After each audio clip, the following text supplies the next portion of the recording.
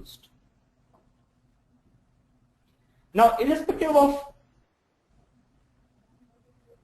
the exit criteria, I would like to say that, that we are not living in an ideal world. Sometimes things change, the planning changes. Sometimes there's pressure that we have to release the product early. Or there could be some new requirements which come in, so the scope of testing increases. So keeping in view all this, what is recommended is that you prioritize your testing so that whenever you stop testing, whenever you are asked to stop testing, you have done the best, or you have tested the core part, or you have tested the crucial parts first, so that whatever time which you got, you have made the best utilization of the time. Now, what do you understand by important test cases? Important test cases are those test cases or those scenarios, business scenarios, which my business user would be using 80% of the time. I hope most of you must have heard of 80-20 rule. So in 80-20 rule, it is 80% of the time people are expected to use 20% of that functionality. So I'll test that core functionality which is being used 80% of the time and do a thorough job of it, so that most of my business functionality does not get impacted due to any bug. There could be some rare problem in, say, some administrator screen. It is acceptable, but my bulk of my users, when they are using it, they should not face any problem. So this is what I mean by prioritized testing, and this is very important because in a business world, things change very fast. We do a lot of planning, but sometimes the plans change and we have to really scamper. And to avoid such things, we should make the best utilization of the time which is allocated for testing.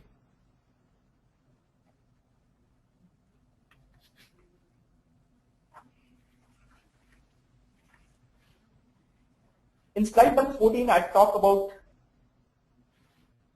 talks about test reporting, and we'll start with the concepts first.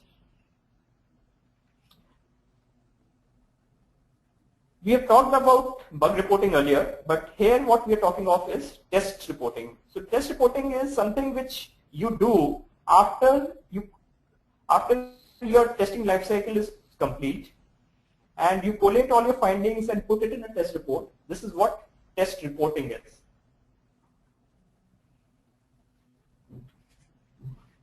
Test reporting produces very valuable information because it has all the details of whatever findings were there in the entire testing lifecycle. So it is not just a report. Normally it is presented to the stakeholders also, and so hence it should be communicated very effectively. Test report covers the current status of the quality of the SUT. SUT, once again, system under test. So we have to see the quality of the SUT based on from a business perspective. In the sense, any group of test cases are nothing but a business scenario. So is the application working as per the business scenario?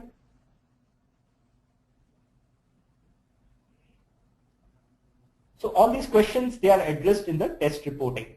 Test progress shows that how the bugs were found during the testing lifecycle.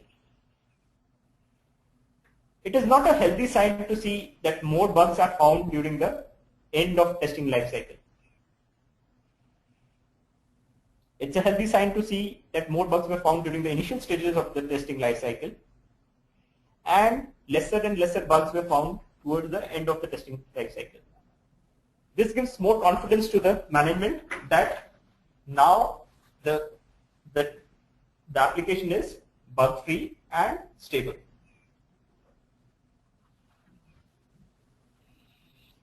test efficiency.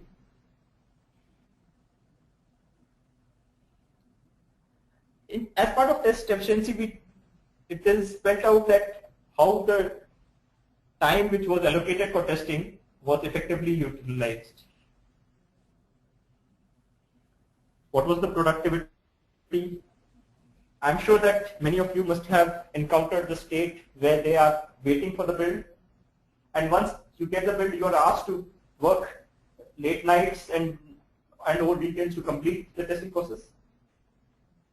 So this is something which can be managed somehow by doing proper planning, in the sense we can do certain activities where there's lesser dependency on the build earlier, or we can take an early build and do some early smoke test. So all this is part of the test efficiency.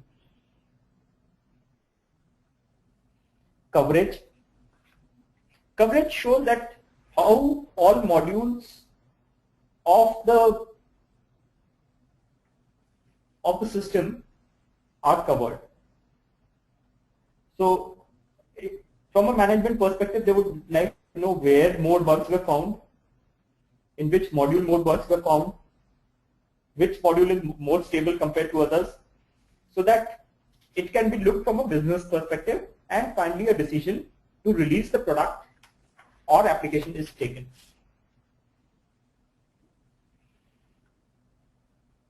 So based on the test report only, the management takes a decision whether the system is stable enough to be released or not. So,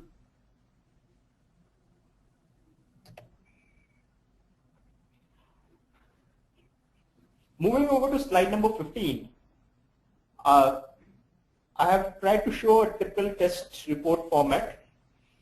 A test report format, normally it would be a Word document or Excel document, but in certain cases it is also presented to the stakeholders in PowerPoint form.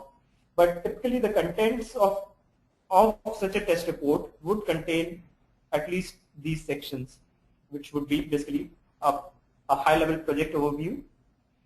Secondly, the type of testing which has been done. Okay, so type of testing could be, there are different types of testing. So you would have covered system testing, performance testing, stress testing. So the stakeholders get an idea whether how much testing has been done, what has been done, what has not been done. Okay. Bug tracking. Bug tracking is basically tracking that how many bugs were logged in each week. We can talk about the inflow. Inflow is nothing but new bugs logged by the testers. Outflow is nothing but the bugs which were fixed by the development team and finally they were closed. So that's outflow. And inflow minus outflow is nothing but the open cumulative which we talk about. So bug tracking flow gives me an idea that how quickly bugs were being caught or how quickly the bugs are getting fixed. Accordingly, the management can take a decision to push the testers or the developers to work harder in resolving problems in their code.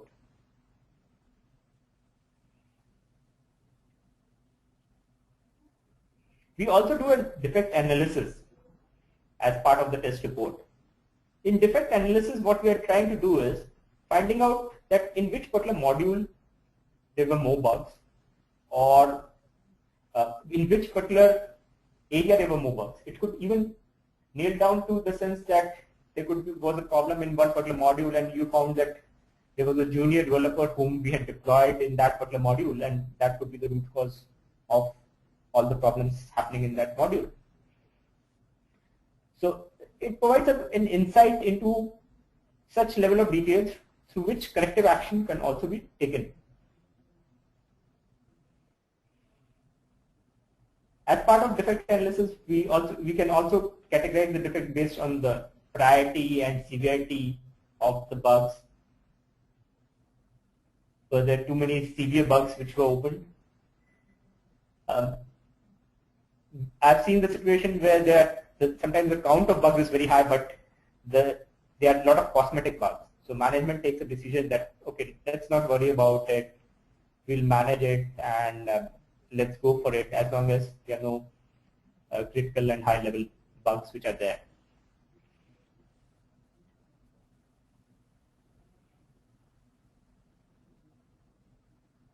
We also cover the invalid and unreproducible bugs in this test report. Normally, as a thumb rule, 5 to 10% of invalid bugs are okay. Okay, this is acceptable. So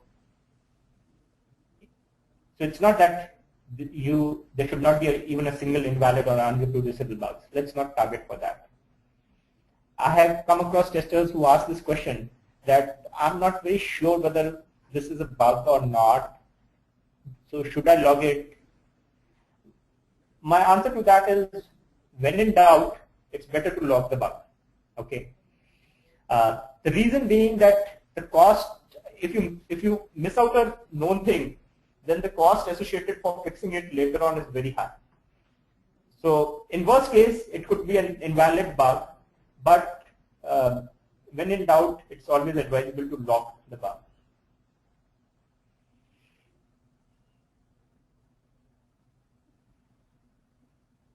As part of the testing report, we also give the observations about the release. When I say observations, means it is information in the form of data. Okay. See, as testing managers,